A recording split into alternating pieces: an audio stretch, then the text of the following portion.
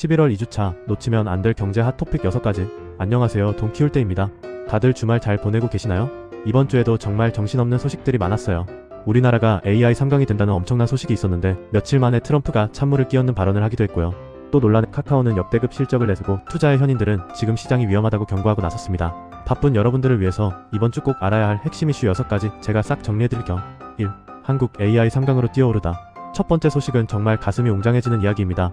10월 31일에 AI 반도체 90%를 장악한 엔비디아의 CEO 젠슨 황이 한국에 와서 엄청난 선물을 줬거든요. 바로 최신 GPU 26만 개를 공급하기로 한 거예요. 이게 돈이 있어도 못 구하는 건데 말이죠. 기존에 4만 장 정도였는데 26만 장이 더해지면 총 30만 장. 이 정도면 미국, 중국에 이어서 전 세계 3위 규모라고 합니다. 정부가 이걸로 하려는 건 피지컬 AI, 즉 로봇이나 자율주행차, 스마트 팩토리 같은 제조 AI 분야에서 글로벌 리더가 되겠다는 거예요. 현대차랑 SK도 발빠르게 엔비디아와 손잡고 수조원대 투자를 발표했더라고요. 정말 대단하죠? 1년 만에 돌아온 미국 주식 주간거래. 두 번째는 우리 서학개미 직장인분들에게 정말 반가운 소식입니다. 혹시 작년 8월에 미국 주식 주간거래 서비스가 갑자기 중단됐던 거 기억하세요? 미국 블루오션이라는 거래소에서 6,300억 원 규모의 전산 장애가 터졌었거든요. 그게 드디어 11월 4일부터 1년 3개월 만에 다시 돌아왔습니다. 이번에는 블루오션 한 곳에만 의존하는 게 아니라 무무, 브로드리지처럼 거래소를 다변화해서 안전장치를 마련했다고 해요. 근데 주의할 점도 있어요. 이건 정규장이 아니라서 거래량이 적을 수 있거든요. 그럼 내가 원하는 가격에 바로 못 팔 수도 있고 사고 파는 가격 차이 스프레드가 커서 사자마자 손해볼 수도 있으니 이 점은 꼭 유의하셔야 합니다. 3. 최첨단 칩 미국 말고 아무도 못 가져 트럼프의 경고. 그런데 말이죠. 앞에서 전해드린 AI 3강 소식에 찬물을 제대로 끼얹는 발언이 나왔습니다. 트럼프 미국 대통령이 현지 시간 2일에 엔비디아의 최첨단 칩은 미국 말고 그 누구도 갖지 못하게 할 것이라고 못을 박았어요.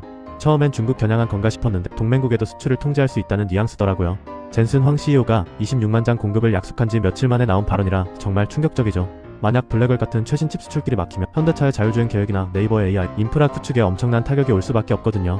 이 거대한 파도를 어떻게 헤쳐나갈지 걱정입니다. 4. SKT 개인정보 유출 1인당 30만원 배상? 지난 5월에 SK텔레콤 유심 해킹으로 개인정보 유출돼서 난리 났었잖아요.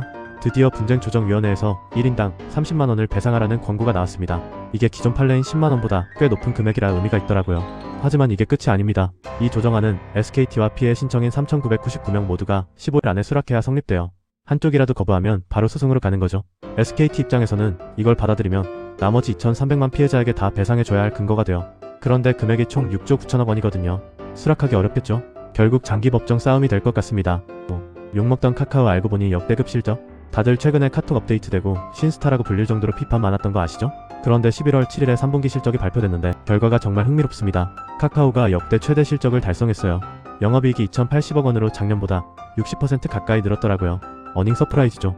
더 아이러니한 건 우리가 그렇게 불편하다고 욕했던 그 친구 탭 때문에 카톡 전체 이용 시간이 하루 평균 2분이나 늘었대요. 심지어 그 친구 탭 체류 시간이 10% 이상 증가했다고 합니다. 우리는 불편했는데 카카오는 돈을 쓸어 담고 있었네요. 물론 이용자 불만을 의식해서 4분기에는 친구 목록을 먼저 볼 수 있게 다시 바꾼다고는 하네요. 6. AI 축제 끝? 워런 버핏과 마이클 버리의 경고. 마지막 소식은 지금 이 뜨거운 AI 시장에 대한 무서운 경고입니다.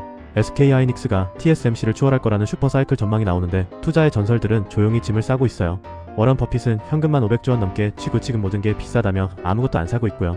영화 빅쇼트의 주인공 마이클 버리는 게임에 참여하지 않는 것이 유일한 승리 전략이라며 지금의 AI 버블을 경고했습니다. 이분들이 그냥 주식이 비싸다고만 하는 게 아니더라고요.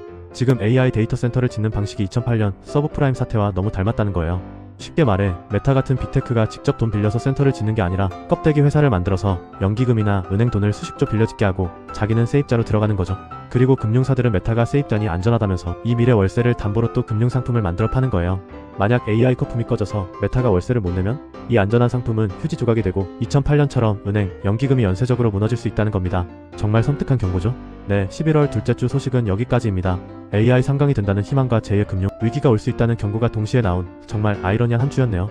여러분은 지금 이 AI 시장을 어떻게 보고 계시나요? 파티를 즐겨야 할 때일까요? 아니면 비상구를 확인해야 할 때일까요? 바쁜 세상, 경제 뉴스는 제가 챙겨드릴게요. 오늘 소식이 도움이 되셨다면 구독, 좋아요, 알림 설정 꼭 부탁드립니다. 저는 다음 주에 더 유용한 소식으로 돌아올게요. 감사합니다.